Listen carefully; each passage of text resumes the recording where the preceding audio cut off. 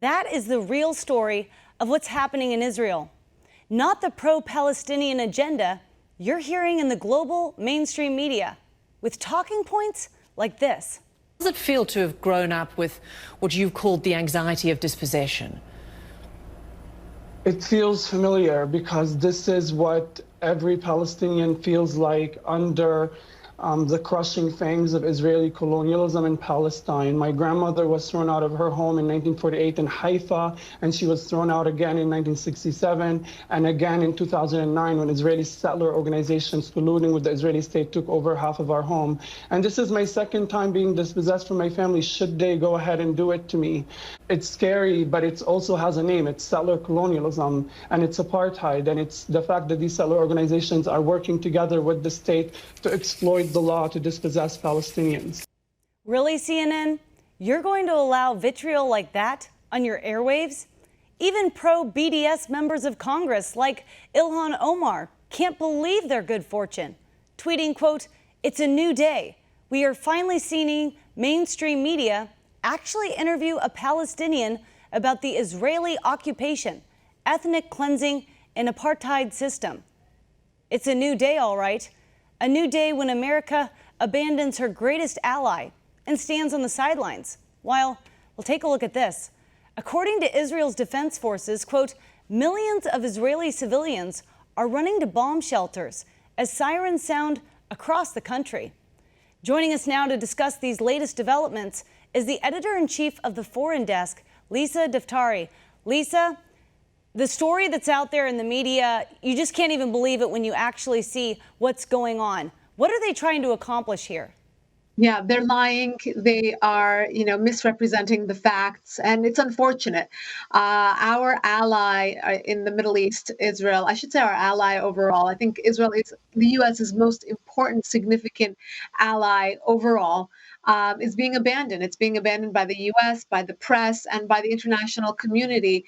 At the end of the day, the issue of Israel has always been a bipartisan issue. Our support for Israel has been a bipartisan issue because what we benefit off of Israel is bipartisan in terms of our national security and technology and having that strategic partner in the Middle East. The interview that we just heard on CNN is completely misrepresented. The story about this eviction, it actually went to court many different times. The last time it went to court, the judge actually favored the Palestinians and ruled in their favor and said, you can stay there. You're not going to be evicted. You have to just pay rent. They didn't pay rent. Now they went back to court and said, okay, if you're going to squat, you're not going to pay the rent, then you need to be evicted. That's the law everywhere. You cannot squat. You need to pay your rent.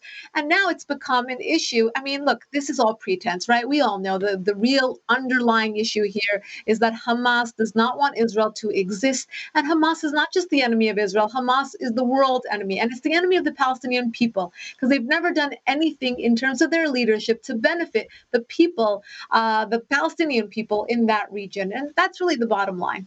Well, it's amazing to see the foothold that this anti-Israel sentiment is taking hold in the U.S. You have protests already across the country, our country, saying free Palestine. You have members of the BDS movement starting to push their agenda. It's almost like they were just waiting for something like this to happen. And now they're going to push this radical anti-Semitic agenda on our country. Yeah, absolutely. The terror organizations learned very quickly to piggyback on top of these social justice movements because they so quickly brought them in. But it's, if you look at the details of this, if you look at Israel, if you look at the Palestinians, what their plight has been, and if you look at Hamas, the overarching terror organization that has never wanted peace, that has rejected any peace offer that's ever been on the table, what have they done for the people? The Palestinian people. They've done nothing. And in terms of the social justice movement, let's just do a side-by-side comparison. You have a gay pride parade in Tel Aviv. When was the last time you had a gay pride parade in the Palestinian territories? Actually, those people are marginalized from society and even killed sometimes because of honor killings with their families. The other issue here is the terms of funding. The Biden administration came in and on day I don't know what, first few days of their presidency, announced that they would be reinstating the aid that was cut by President Trump back to the Palestinians without any conditions whatsoever. They didn't ask them to be more peaceful. They didn't ask them to put down their missiles. They didn't ask them to stop making human shields out of children. They didn't ask them for anything, and they reinstated that aid. Secondly, we have heard many times from the White House that we're going to go back into an Iran nuclear deal. We will give billions of dollars back to the Iranian regime. What will they do with that? Put it back into terror organizations like Hamas.